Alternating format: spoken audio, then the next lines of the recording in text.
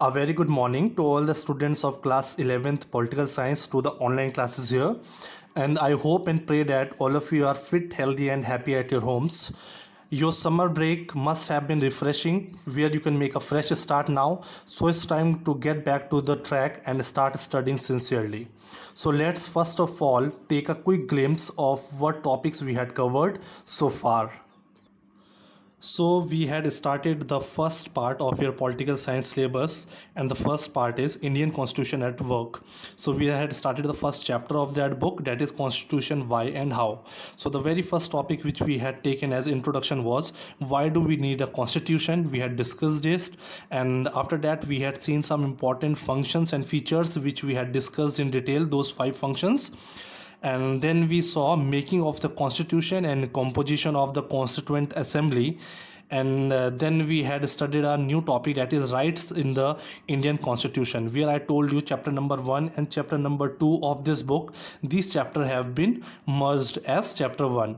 So we started this topic with the importance of rights, where we had explained the importance of rights with the help of the examples taken from the Asian Games of 1982 and Machal Lalung. And I also told you what do we understand by Bill of Rights. We had discussed that. And finally, before your vacations started, we had discussed topic, that is fundamental rights. So I had started fundamental rights, in which I was explaining in detail. We had discussed right to equality and right to freedom. So 2 important fundamental rights we had already completed properly in detail. Various assignments were assigned to you, which you had done. Now today, this is a part 7 of this first chapter only, and the chapter we are doing is right in the Indian constitution, and the topic which we will cover today is right against constitution. So this is part number 7, right against constitution, which is the third important fundamental right which we are going to discuss today in this particular lecture. From your very junior classes you have been studying these fundamental rights, but I will just take a reading and you already know what do you understand by these rights, right against exploitation. But with the help of few examples I will explain it to you, and there will be some important data which you have to remember. So in our country there are millions of people who are underprivileged. As you know, there is such a huge diversity. India is a land of diversity. So in that, the various communities, various people who are underprivileged geographically, socially, economically, in terms of their culture, language, there are various elements through which people are underprivileged, or they are deprived of the basic needs or basic necessities of life, like food, clothing, shelter. And when we talk about equality, freedom, religion, so there are various aspects where people are underprivileged and deprived of basic necessities. They may be subject to exploitation. Many of them are exploited by their fellow human beings. One such form of exploitation in our country has been beggar. So when we talk about exploitation, where people are exploited as compared to the other citizens of the country, as according to the constitution, each and every person in living within the territory of India are treated equally. But when we talk about exploitation, it means some section, some community, or some group of people, they are being exploited on the basis of their caste, color, language, place of birth, geographical region, or it can be anything. Okay, because there is so much of diversity. So when we talk of some exploitation in our country, it can be beggar or forced labor. As we know, there has been a problem of forced labor in our country from the ancient time. So without payment, so it means many people are forced to do labor and they are not made any payments for that. Another closely related form of exploitation is buying and selling of human beings. Same, there has been buying and selling of human beings. This is also a form of exploitation of humans, where each one is not treated equally. There is the exploitation of human beings, as they are treated slaves. They are sold and they are purchased as slaves. Both of these are prohibited under the constitution. So this purchasing and selling, these both are prohibited, strictly prohibited by the constitution. Forced labor was imposed by landlords. So when we talk about these forced labors, as we know, India was agriculturally very primary activity used to be agriculture in India. In that, there were some strong personalities like zamindars, landlords, moneylenders. These people used to forced labor. That's why it's written forced labor was imposed by the peoples like landlords, moneylenders, and other wealthy persons of the society in the past. some form of bonded labor still continue. Although now we don't see bonded labor, but still in some part of our country still we can see the examples of bonded labor, which is strictly prohibited by the constitution now. Okay, as we can see in the brick kiln work, it has now been declared a crime. Now if we are promoting this bonded labor in the society, it can be called as a crime and it is punishable now. Okay, so constitution has put up many provisions in place, many articles where a person who is promoting this bonded labor can be punished by the constitution. This picture in your NCERT book gives a glimpse of the form of exploitation which is called child labor, which is also punishable, we can say, if someone is promoting child labor. Okay, that's why they have written name the fundamental rights whose violation is depicted in this photograph. So we are here, we can see it's child labor. So the constitution also prohibits employment of the children below the age of 14 years. So there is a clear declaration by the constitution, children below the age of 14 years cannot work in dangerous jobs, like they cannot work in the factories and mines. These are the dangerous jobs. While child labor being made illegal, it means child labor is now illegal. If anyone is promoting this child labor, they can be punished. And right to education, as we know, there is a right to education also. This has given a boost especially to this exploitation of child or the child labor, where instead of putting child into labor into factories or mines or into shops or anywhere it is better to provide them education. So this right to education has given strength to this exploitation of the children, becoming a fundamental rights, because as we know, right to education is one of the fundamental right of every children. So this right has against exploitation has become more meaningful.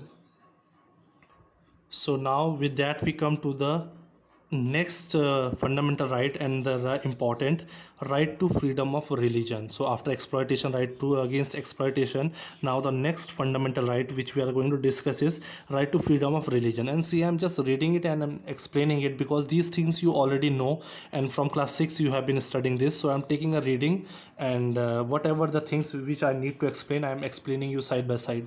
So next important fundamental right is right to freedom of religion, and everybody knows what do we understand by freedom of religion. So let's quickly read it. Although some detail is given here, like we will be seeing freedom of faith and worship, like equality of religions. So let's start. According to our constitution, everyone enjoys the right to follow the religion of his or her choice. Okay, so according to the constitution, every citizen has a choice. Whatever religion he or she wants to follow, they can follow. No one can force them. This freedom is considered as a hallmark of democracy. Hallmark means in a democracy, this freedom of religion is one of the most important element. Okay, so when we talk of democracy, one of the most important freedom which we have to give to the citizen is freedom of religion. When everyone is free and they can choose their own religion, whatever they want to follow and propagate, it means it is a beginning of the democracy in a particular country. Historically, there were rulers and emperors. If we talk about the history, about the ancient times, there were many rulers and emperors and kings in different parts of the world, not only India, in other parts of the world also, who did not allow residents of their country to enjoy the right to freedom, where they did not allow the people living within the territories of their kingdom to propagate the religion or to follow the religion of their own choice. It means whatever religion the ruler or the kings were following, the same religion was followed by the other people of the territory or the kingdom. The persons who did not follow that religions, they were being persecuted or they were forced to convert. Those people were persecuted or they were forced, where they had to convert and they had to follow, leave their original religion, and they had to follow the religion and the customs and whatever the functions of the king. Okay, therefore democracy, so we can say there was an official religion of the rulers. Whatever was the official religion of the rulers, that same religion was followed by the people of the kingdom also in the past. But now if we are talking about 20 and 21st century, therefore democracy has always incorporated the freedom to follow the religion. So our constitution has given more emphasis on freedom of the religion, where everyone can follow the religion of one's own choice and one of its basic principle. And this is one of the most important basic principle of our constitution, which gives freedom of religion to each and every citizen of India who are living within the territory of India. They can follow the religion of their own choice. No one can force them to follow any particular religion. And first of all, there is no formal and official religion of India. Although we think that there are more number of Hindus, majority number of people are Hindus, but it does not mean that Hinduism is a official religion. All the religions are equal in front of the law or constitution. Now, this is a subtopic under right to freedom of religion, freedom of faith and worship. Let's understand under the same topic, right to freedom of religion. What do you understand by freedom of faith and worship? So, in India, everyone is free to choose a religion and practice that religion. So, as you know this, freedom of religion also includes the freedom of conscience. This means that a person may choose any religion or may choose not follow any religion. So every person has the option and has the freedom to choose or not to choose any religion. Okay, freedom of religion includes the freedom to profess. If we talk about freedom of religion, it means it includes freedom to profess. We can profess any religion, we can follow any religion, we can propagate any religion. Freedom of religion is subject to certain limitations, but also along with this right to freedom of religion, there are some limitations and some constraints also, and which is important, as we had discussed earlier also. Always freedom does not means we can do anything. If we are getting some freedom positively, we have to use the this concept of freedom. Our freedom does not mean that we will hurt or we will restrict the freedom of the other people. So when we talk about the freedom of the religion, it means it has certain limitations. The government can impose restrictions on the practice of the freedom of religion in order to protect public order, morality or health. If there is some activities which are evil or which can hurt the human society or which can hurt the health of the humans, it means any evil practices which are going within a particular religion, or some religion is propagating or spreading such social activities which are not good for the human existence, for the humanity. At that stage the government will interfere. Okay, that is why there are some limitations. Okay, you are given the freedom to profess or protect or propagate your religion, but it should not hurt humanity. It should not physically hurt any human being. It should not lead to a negative morality of human beings. So this means that the freedom of religion is not an unlimited right. Government can interfere in religion matters for rooting out certain social evils. If there will be some practices which will be social evils, some bad practices which are not good for the society, for human beings, at that stage government will interfere. For example, in the past government has taken steps taken steps in banning practices like sati system, bigamy, human sacrifices, and untouchability. Okay, killing of the girl child. These were some of the social evils, social activities which were going on the name of the religion, where some religious people said that it is correct according to their religion, but this is not true. According to the humans, these social evils, all these social practices need to be stopped. So government had to restrict. Such restrictions cannot be opposed in the name of interference of the right to freedom of the religion. So here people cannot say, or people of a particular religion cannot say that government is opposing or interfering their right to freedom of religion. Right to freedom of religion does not mean they can do anything which will harm the humanity. Okay, so we need to understand this thin line between freedom and restrictions. What do we understand by the meaning of freedom? So we need to keep in mind the meaning of freedom. It does not mean we do anything which is not good for the society. So the limitations on the right to freedom of religion always produce tension between followers of the various religion. So whenever there are some restrictions, there are some limitations put on the right to freedom of any particular religion, say Hinduism or Islam or Christianity, if there are some limitations and restrictions put by the government, that matter is always going to be contradictory, and there will be conflicts between and tension between the government and the particular religion. When the government seeks to restrict some activities of any religious group, people of that religion feel that this is interference in their religion. So whenever government will interfere to stop some particular activity, evil activity which is being practiced by a particular religious group, in that sense the people of that religion will think that government is interfering here. So but now they have to understand that why government is interfering. The evil practices which they are following and which they are promoting and they are professing, and they are also telling other people to follow, that is not good for the humanity, that is not good for the culture of the society, that is not good for the morality of the human, that is not good for the health of the humans.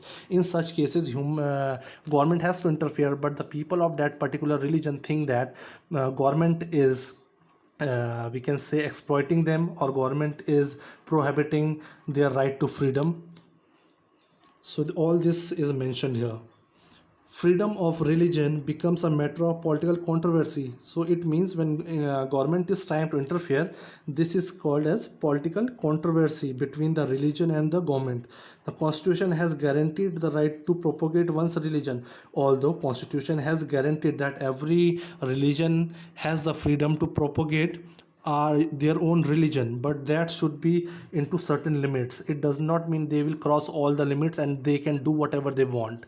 Okay, this includes persuading people to convert from one religion to another. It means constitution has given guaranteed where each religion can propagate their religion, which includes they can persuade the people to convert their religion from one religion to another.